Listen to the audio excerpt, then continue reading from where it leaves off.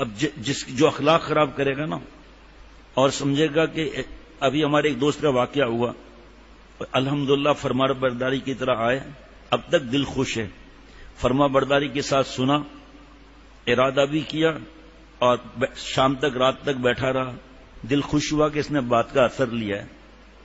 بحث نہیں کی کہ جائز یہ ناجائز یہ، بس ہمیں انہوں نے اطلاع دی کہ بھئی تمہارے ایک مرید ہیں وہ فلاں شعبے کے بارے میں سخت ہے اور فلاں شعبے کے بارے میں سخت ہے کہ بس یہی سب کچھ ہے۔ اب میں نے بلوا لیا فون، حالانکہ مجھے پتا تھا کہ میں سمجھ رہا تھا قریب ہے، دوستوں نے بتایا نہیں آج کل دور رہ رہا ہے، لیکن مجھے یقین تھا کہ بھئی یہ فوراً دوڑتا ہوا آئے گا۔ میں نے ٹیلی فون کیا، وہ نہیں اٹھا سکے، پھر ان کا فون آیا کہ سو گئے تھے وہ۔ میں نے کہا مجھے کام ہے آ جاؤ، یہ بھی نہیں پوچھا کیا کام ہے، ماشاءاللہ فوراً پہنچ گئے، دل سے دعائیں نکلی۔ جب چہرہ دیکھا تو اس پہ اطاعت کے آثار تھے، تو میں نے دوست کو بلایا، میں ان کے ساتھ بیٹھے، یہ شکایت صحیح ہے یا غلط ہے، مجھے اس سے واسطہ نہیں، بس کسی بھی شعبے کے لیے کسی بھی انداز سے کوئی بھی بات کرنا یہ ہمارے بزرگوں کا طریقہ نہیں ہے کہ ممبر پر ایک بیان کریں اور ممبر کے بعد دوسروں کو کہے اچھا اسی طرح بھیڑ جاؤ، سب کچھ یہی ہے، نعوذ باللہ۔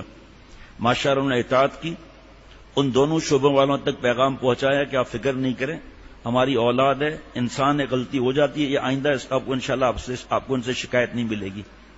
اب میرے دوست کا فرض ہے کہ نماز پڑھے، یہ نہیں ہے کہ صاحب ہماری شکایت ہو گئی، ہماری بے عزتی ہو گئی، مجھے کوئی کہتا ہے نا یا خط لکھتا ہے کہ شیخ کے بارے میں یہ انہوں نے کہا، تو میں ان کو لکھتا ہوں پہلے قرآن پاک کی آیت، ان اکرمکم عند اللہ اتقاکم، عزت والا وقار والا وہ ہے جو گناہ نہیں کرتا۔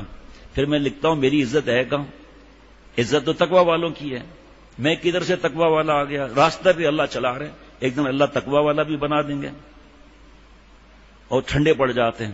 میں نے کہا بھائی آپ کا کوئی واسطہ ہی ہے نہیں، مجھے جو جتنا برا کہے گالیاں دے آپ کا کوئی واسطہ ہی نہیں ہے۔ ہم اپنے مسلمان بھائی سے اچھے طریقے سے چلیں گے تو اس کو دل میں احساس ہوگا کہ میں برائی کر رہا ہوں یا اچھائی کر رہا ہے، رات دن یہی تو مضمون ہے، رات دن یہی تو مضمون ہے بھائی۔ اب وہ اگر ایک نے بلایا اور ایک نے نہیں بلایا، ہم انکوائری کر کے بغیر پہنچ گئے اور وہاں سے بیان کر کے ہم چلے گئے، پیچھے جو آپس میں ان لوگوں کی جو ناراضگیاں ہوں گی، جو ان میں غلط فہمیاں ہوں گی، جو پارٹی بازی ہوگی، وجہ کون بنا؟ کون بنا وجہ بھائی؟ ہم بنے نا، ہم کیوں وجہ بنے؟ بس ٹھیک ہے، نہ بیان کروائیں نہ بیان کروائیں، ہمیں پیچھے پڑنا ہی نہیں ہے۔ ہمارے کتنے دوست ہیں مختلف جگہ پر، ان کو بلا کر پوچھتے ہیں کس سے تعلق ہے، حضرت کے غلام اور بھنگی کا بتاتے ہیں کہ بھائی شیخ سے بیان کراؤں، اب تسلیاں کرتے ہیں کہ بھائی کمیٹی راضی ہے، امام صاحب راضی ہے، کسی کو اعتراض تو نہیں ہے، اس کے بعد جاتے ہیں۔ ایسے تھوڑی ہے کہ بھائی بیان کے اصول نہیں کہ بھاگ گئے، بعد میں بیچارے ان کے لیے مشکلات ہو جاتی ہے، کس کو کیوں بلایا تم نے بھائی، اس نے ٹی وی کے خلاف بیان کیا ہے، اس نے داڑھی پر بیان کیا ہے اتنا سخت، اس میں سختی کی کیا بات ہے بھائی؟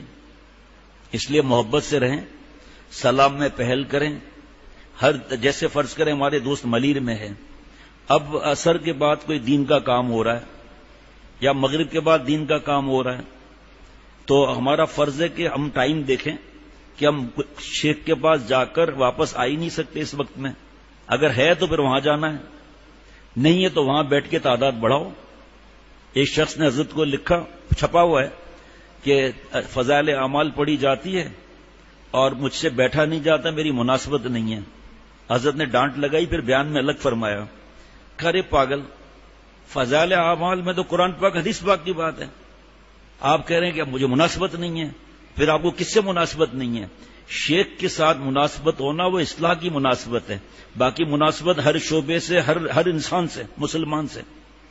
ہاں اگر آپ کو کوئی پریشانی ایسی زیادہ ہے تو اپنے نفس کی خواہش کو مٹا کر 5 منٹ بیٹھ جاؤ، اللہ خوش ہو جائیں گے کہ اس نے عاشقوں کی تعداد بڑھائی، آپ چلے جاؤ، سلام میں پہل کرو، آپ درس قرآن ہو رہا ہے، ہمت نہیں ہے سننے کی، بیٹھ جاؤ۔ اچھا چلو نہیں بھی بیٹھ سکے کسی وجہ سے تو برائی مت کرو، ارے صاحب اس نے یہ کہہ دیا، ارے صاحب اس نے وہ کہہ دیا۔ اس لیے اب باہر ملکوں سے آتے ہیں، میں ان سے کہتا ہوں بھائی تبلیغ جماعت سے جڑو، خیر کی جماعت ہے، بھٹک جاؤ گے، چاروں طرف جو ہے وہ دین کے لبادے میں بے دینی ہے، یہاں کم از کم اللہ کے کرم سے پورا پیور مال تو ہے۔ اجی وہ مجھے کہہ رہے ہیں چلنے کے لیے، بھائی آپ کو بس پریشانی، آپ مت جاؤ، لیکن تعداد بڑھاؤ نا بھائی، اللہ خوش ہوں گے. اور ماشاءاللہ وہ حضرت کو دعائیں دیتے تھے.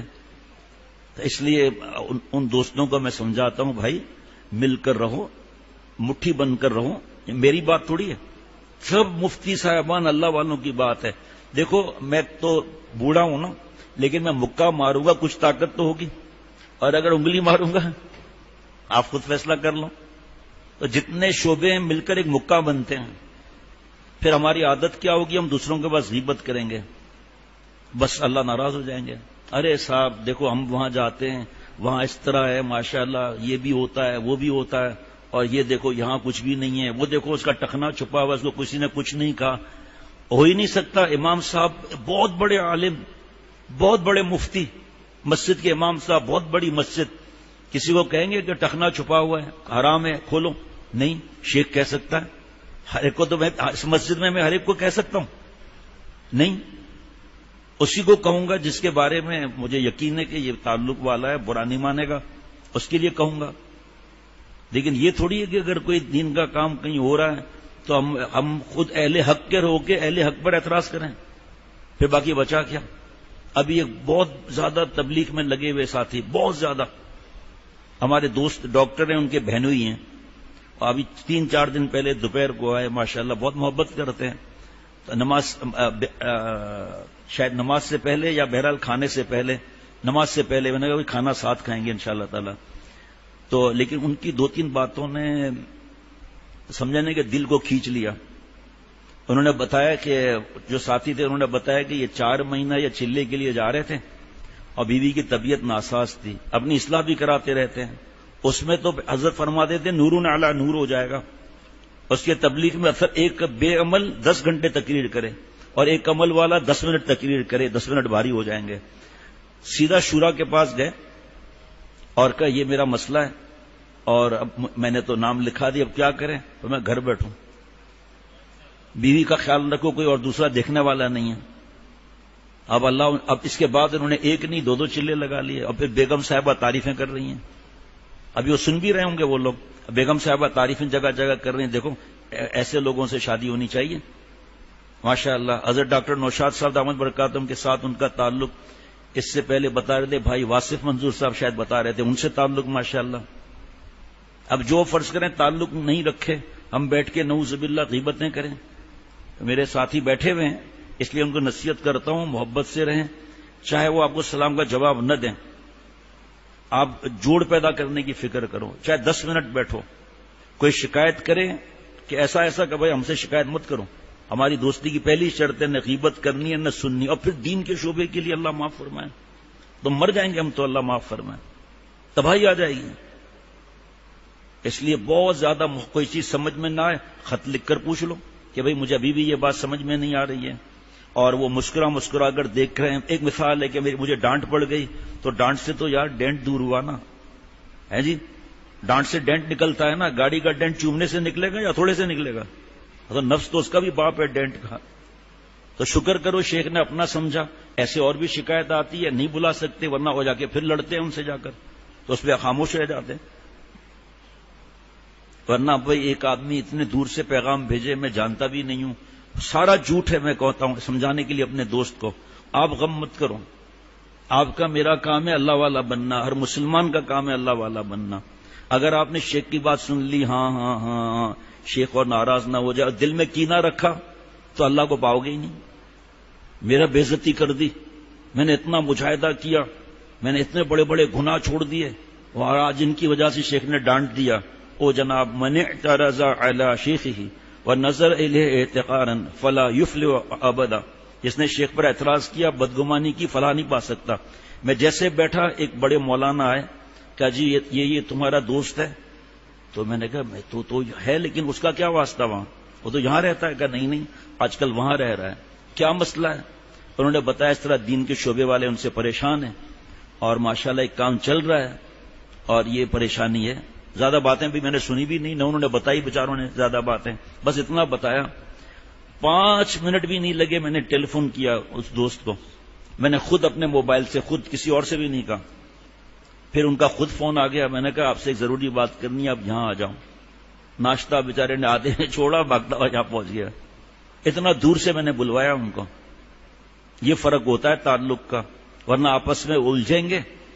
یقین کرنا تیسرا فائدہ اٹھائے گا، اور جو دین کا کام ہو رہا ہے وہ بھی نہیں ہوگا. پھر وہ ادھر کھینچے گا، وہ ادھر کھینچے گا، لوگ تنگا کر کہیں گے چھوڑو یار ان کا حال تو یہ ہے. اور پھر لوگ کہیں گے دیکھو بھائی ہم جانتے ہیں یہ دین میں اتنا آگے بڑھا ہے، لیکن بڑے تو بڑے ہوتے ہیں نا، اس کا مطلب اس کے شیخ نے اس کو یہ سکھایا. اب تک دل سے دعائیں نکل رہی ہیں، حالانکہ پرانے لوگ بھی اس طرح تعاون نہیں کرتے. اور یہ نیا نوجوان اور فوراً بات سمجھ گیا ماشاءاللہ. مجھے مولانا نے بتایا کہ دل بہت خوش ہوا. انہوں نے کہا بس فکر مت کریں،